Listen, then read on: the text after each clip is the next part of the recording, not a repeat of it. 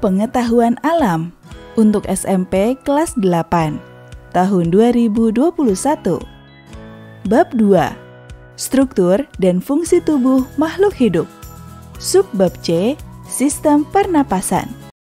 Teman-teman, simaklah dengan seksama info dari Kemenkes berikut. Manfaat berhenti dari kebiasaan merokok. A. 20 menit setelah berhenti merokok, tekanan darah, denyut nadi, dan aliran darah tepi membaik. B. 12 jam setelah berhenti merokok, hampir semua nikotin dalam tubuh sudah dimetabolisme. Kadar karbon dioksida dalam darah kembali normal. C. 1-2 hari setelah berhenti merokok, nikotin mulai tereliminasi dari tubuh. Fungsi pengecap dan penciuman mulai membaik. Sistem kardiovaskular meningkat baik. D.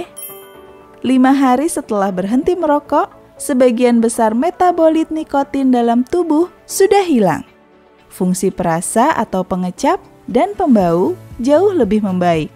Sistem kardiovaskular terus meningkat baik.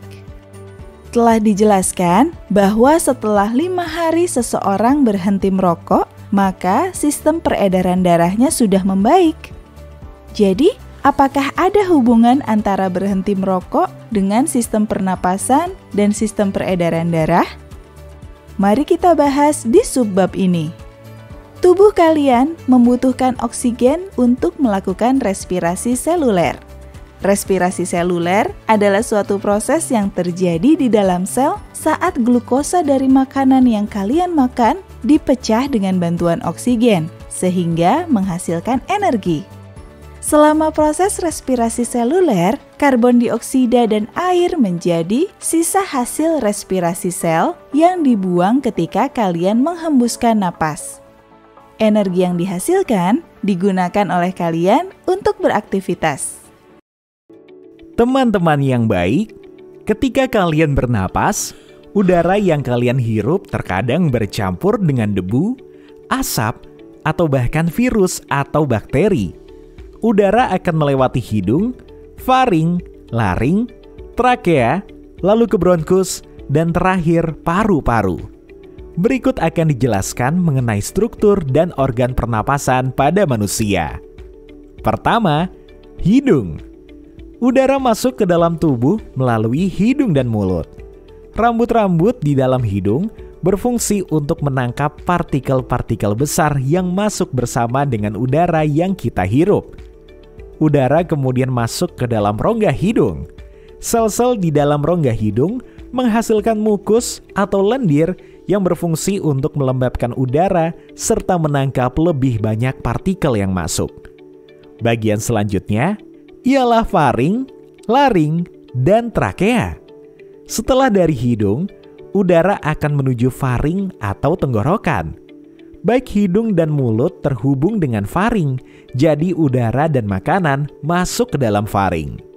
Dari faring, udara bergerak ke laring.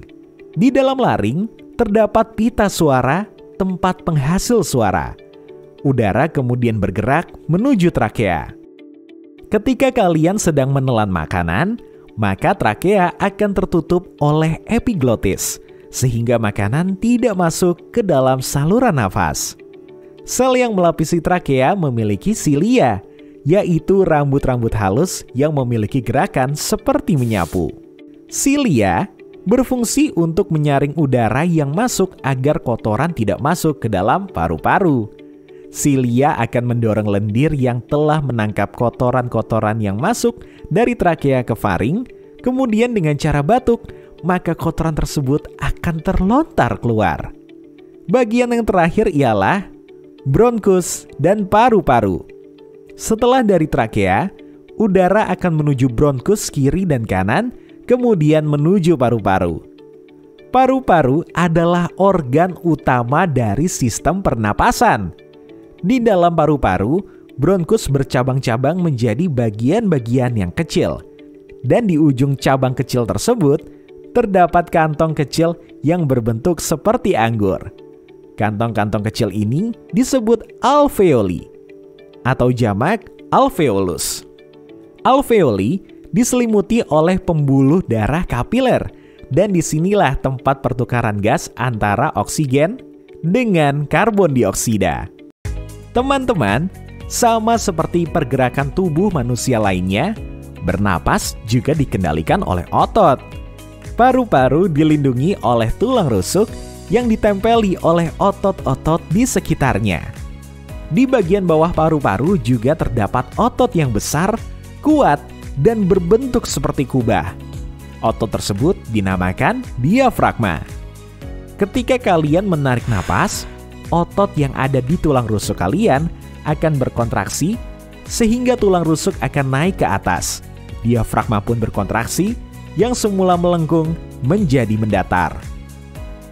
Kontraksi ini menyebabkan rongga dada kalian mengembang, volume paru-paru pun membesar, tekanan udara di paru-paru mengecil, dan udara pun masuk. Ketika kalian menghembuskan napas, otot-otot yang ada di tulang rusuk kalian rileks atau dalam keadaan santai. Diafragma pun dalam keadaan rileks. Hal itu menyebabkan rongga dada kalian menjadi lebih kecil, volume udara di paru-paru pun berkurang.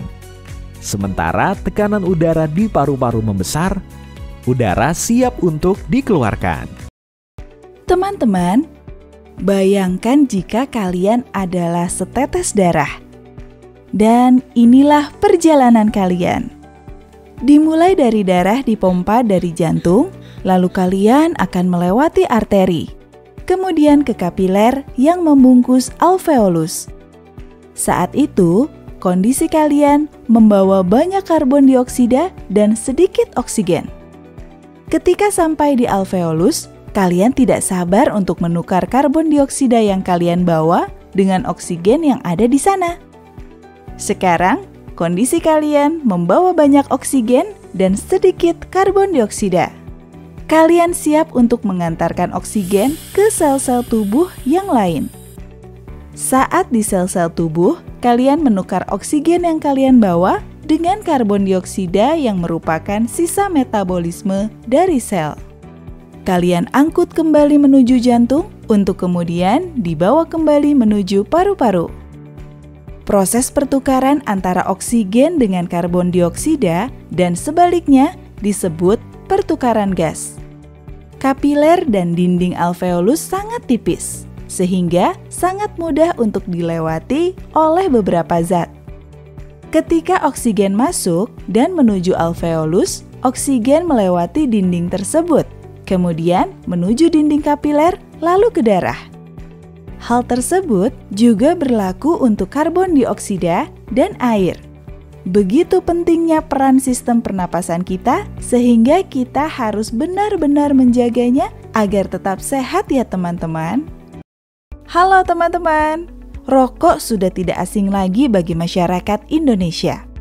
Merokok merupakan suatu kegiatan yang tidak bermanfaat yang dapat mengakibatkan gangguan kesehatan serta menghambur-hamburkan uang. Berdasarkan data dari riset kesehatan dasar, anak-anak remaja yang merokok mengalami peningkatan sebesar 1,9% dari tahun 2013 ke tahun 2018. Tentu saja, hal ini sangat mencemaskan, mengingat remaja sekarang adalah generasi yang akan meneruskan pembangunan bangsa. Di dalam rokok, terdapat zat-zat yang mampu menginfeksi dan merusak sistem pernapasan kalian. Dalam satu kali hisapan rokok, terdapat sekitar 4.000 zat kimia berbahaya. Contohnya, tar, karbon monoksida, dan nikotin. Tar adalah zat berwarna hitam dan sedikit lengket ketika rokok dibakar. Ketika seseorang menghirup asap rokok, tar akan menempel pada silia yang terdapat pada trakea, bronkus, dan jalur pernapasan. Tar membuat silia menggumpal, sehingga tidak dapat berfungsi untuk menyaring zat-zat yang berbahaya bagi paru-paru. Tar juga mengandung bahan yang mengakibatkan kanker. Berikutnya, karbon monoksida.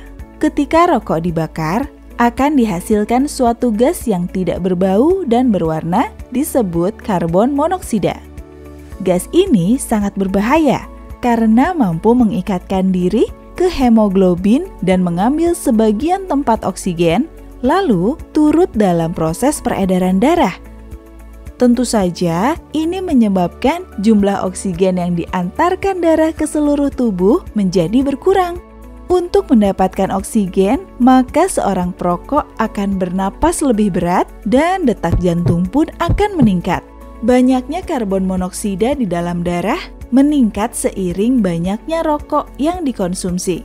Oleh karena itu, darah seorang perokok kemungkinan memiliki lebih sedikit oksigen dibandingkan yang bukan perokok. Dan yang terakhir, nikotin. Nikotin bersifat stimulan, yang artinya meningkatkan kinerja suatu organ. Nikotin membuat jantung berdetak lebih kencang serta meningkatkan tekanan darah. Semakin banyak nikotin yang dikonsumsi melalui rokok akan menyebabkan kecanduan atau adiksi dan membuat orang sulit berhenti merokok.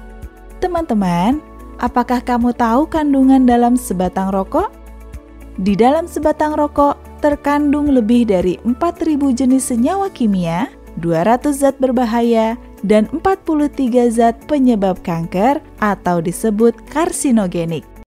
Teman-teman, mari kita lakukan aktivitas. Ayo kita prediksi. Semakin banyak rokok yang dihisap oleh seorang perokok, maka semakin banyak kandungan karbon monoksida yang ada di dalam darah mereka.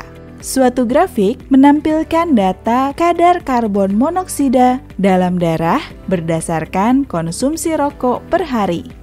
Pada orang yang tidak merokok, kadar karbon monoksida dalam darah kurang dari 10 ppm. ppm merupakan satuan untuk menyatakan banyaknya zat yang terlarut dalam suatu bahan. Angka 10 ppm menunjukkan ada 10 bagian karbon monoksida dalam 1 juta bagian darah. Ketika seseorang mengonsumsi 1 pak rokok, kadar monoksida dalam darah meningkat menjadi 20 ppm. Dan setelah mengonsumsi 2 pak rokok, kadar monoksida dalam darah menjadi sebesar 40 ppm. Ayo teman-teman, kerjakan tugas berikut ini. 1. Hitunglah kandungan karbon monoksida di dalam darah seorang perokok jika ia mengonsumsi 3 pak, 4 pak, dan 5 pak per harinya. 2. Pada penjelasan tadi, terlihat seseorang yang tidak merokok namun memiliki kandungan karbon monoksida di dalam darahnya. Kira-kira apa penyebabnya? Berikan alasanmu. Teman-teman yang budiman, perokok mengalami berbagai macam masalah kesehatan. Salah satunya adalah batuk yang sulit berhenti. Adanya penggumpalan silia di jalur pernapasan membuat lendir sulit untuk dikeluarkan. Penumpukan lendir juga mengakibatkan sempitnya jalan napas sehingga menghalangi masuknya oksigen. Berikut penyakit-penyakit yang disebabkan oleh rokok.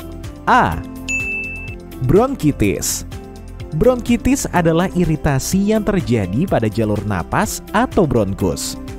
Iritasi tersebut menyebabkan jalur napas menyempit karena tertutup oleh lendir. Orang yang menderita bronkitis akan mengalami kesulitan bernapas.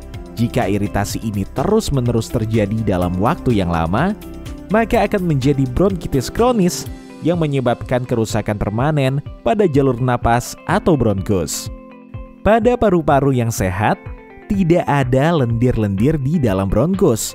Namun di dalam paru-paru seorang penderita bronkitis, terdapat lendir-lendir yang menempel di dalam bronkus. B. Aterosklerosis. Masih ingat istilah ini saat kita membahas penyakit yang berhubungan dengan sistem peredaran darah kan? Nah, merokok pun dapat memicu penyakit ini. Beberapa zat kimia yang ada di dalam rokok dapat masuk ke dalam sistem peredaran darah manusia.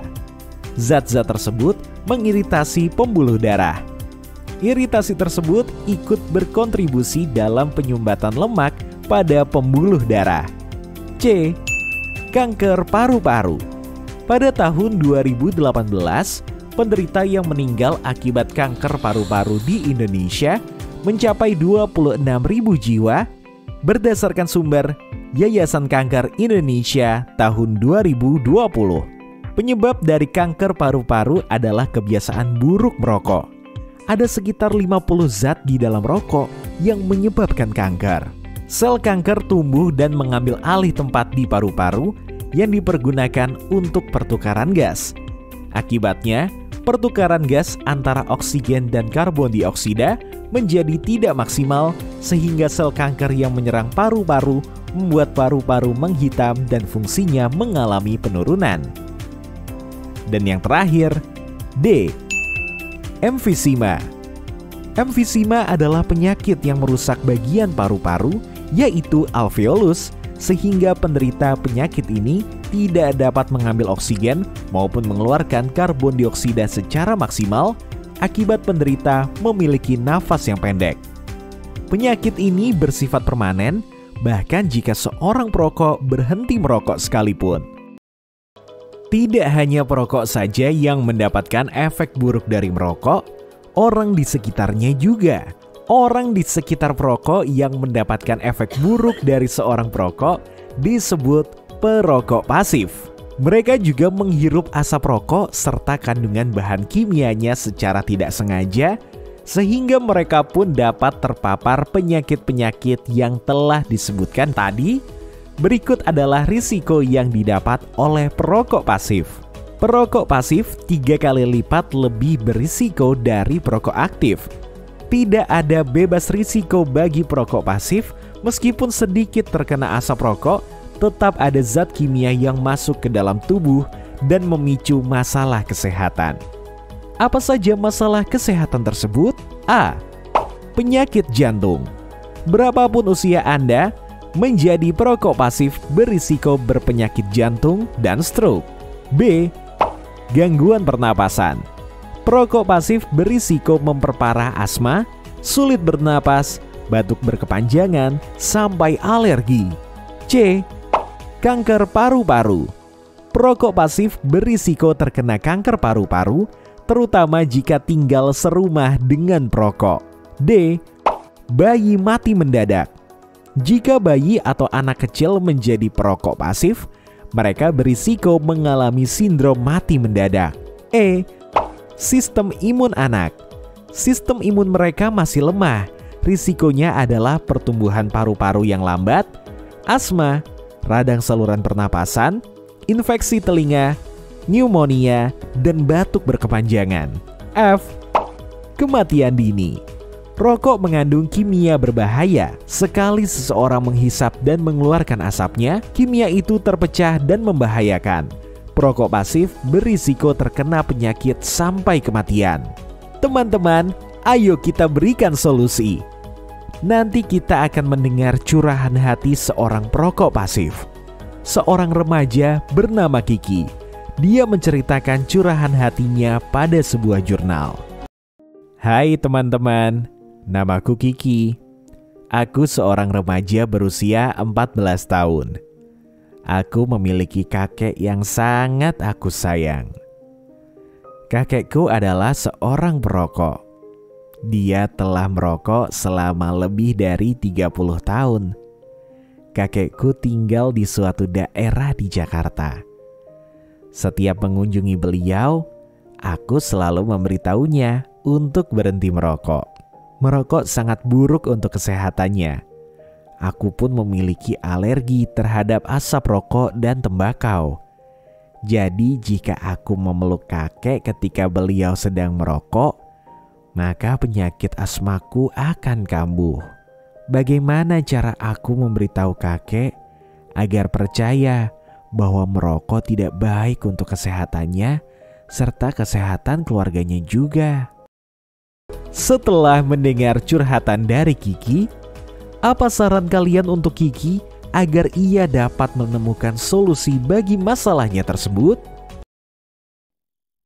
Teman-teman, mari kita uji kemampuan kalian.